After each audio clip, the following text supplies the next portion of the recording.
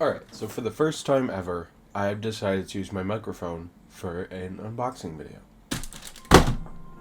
It's here, finally! After everybody else already got theirs. My Retroid Pocket 3 is finally here. I am opening it right now. This thing has been rumored and talked about forever, so finally getting it is actually really cool. And also, it's my first Retroid handheld, so let's hope it doesn't disappoint. I thought I was being a bad unboxer by using a small pair of scissors, but I guess it was actually perfect. Now, what in the world is all of this? What is all of this? Why did they send all this stuff? They send replacements of every part in the box, and they sent a 32GB SD card. I'm pretty sure I added that onto my order, so. Why did they send all this stuff? I don't think this was in the product listing. Oh, they did what I liked with Ein. I don't know if they probably did it first, but they have the Retroid sticker. Retroid Pocket. It says Retroid Pocket on the side, Retroid Pocket on the top. It's Retroid Pocket. Oh, what is this?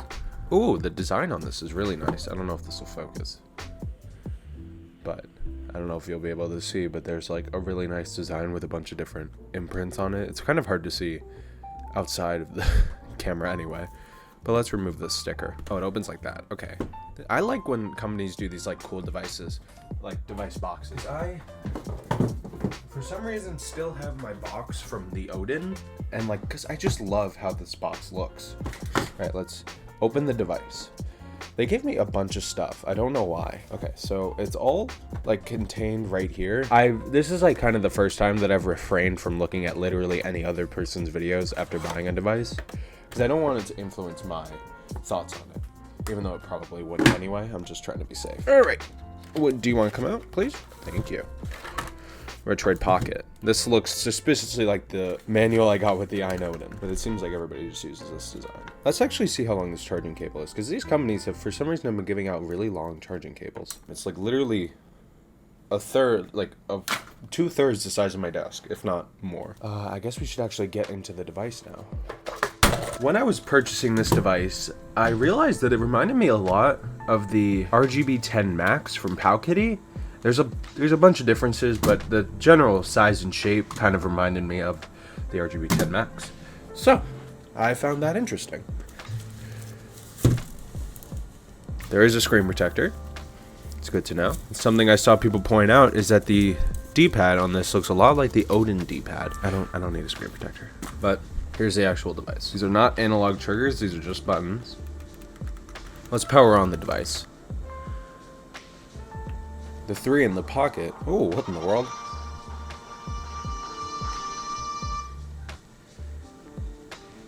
What console is that a reference to? It said 93%. Welcome to Retroid Pocket 3. Let's set it up. Yeah, Google Play Services. Citra. Oh. Whoa. We've prepared many applications for you. Please choose to install them below. This process does not consume traffic. Alright, so I'm just gonna... Citra, I think that's Citra MMJ. And I don't need Dolphin for handheld. I'm gonna mess around with all of this. Okay, so it's installing the apps. Let's give it a second. Okay, which launcher?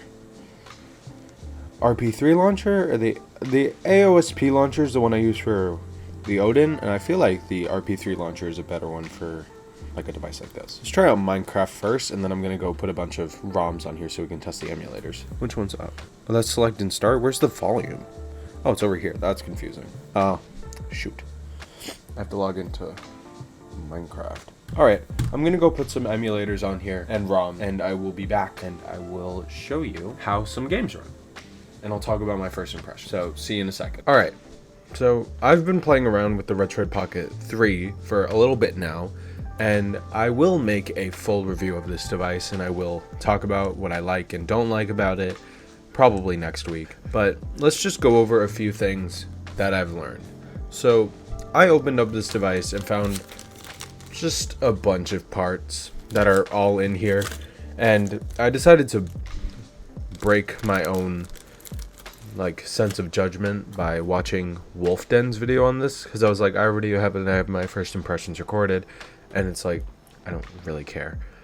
So these apparently aren't repair things. These are just better buttons. Retroid tried to say that these are being a good sport to give to people, but they're like, they just couldn't be darned to actually put them in the device. So I'm contemplating opening it up and like putting it in, because these buttons feel a little weird. Like the ABXY buttons feel weird. The D-pad is fine, but I might change it anyway. And also the replacement buttons, like the other buttons they sent, are black, when the ones on my device are gray and like SNES style. So I don't think I'm doing that. Also, if you're getting this device, don't expect to be able to play 3DS or GameCube games. They supplied a GameCube emulator that you should use, and like it like has features like being able to change the resolution to less than 1% or less than 1 times. So it's like you can be at 0.5 times.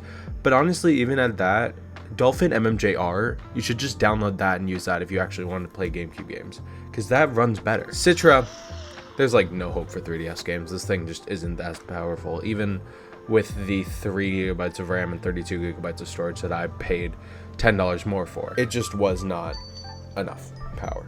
Like Luigi's Mansion right now, which is not hard to emulate, the GPD XD Plus could emulate that well, is running at like 20 frames a second, like so less than full speed.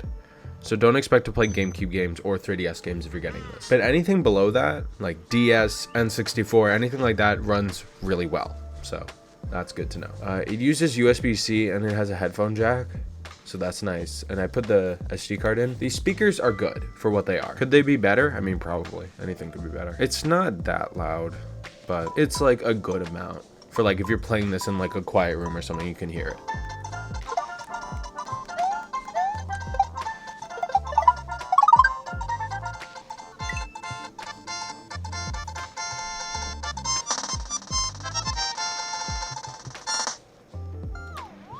The speakers, they don't get too loud, but it sounds good. So I guess quality over volume.